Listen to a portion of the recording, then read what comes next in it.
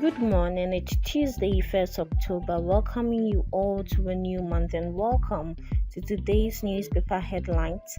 I'm Regina Bless and I'll be bringing you the latest updates. In today's edition of Daily Guide, Ghana secures $30 million to protect forest. Ghanaian Times. Forest conservation. Ghana secures $30 million UAE grant under Resilient Ghana package to achieve biodiversity and climate objectives. Daily Graphic. Get licensed or shut down. Trade Minister direct cement producers.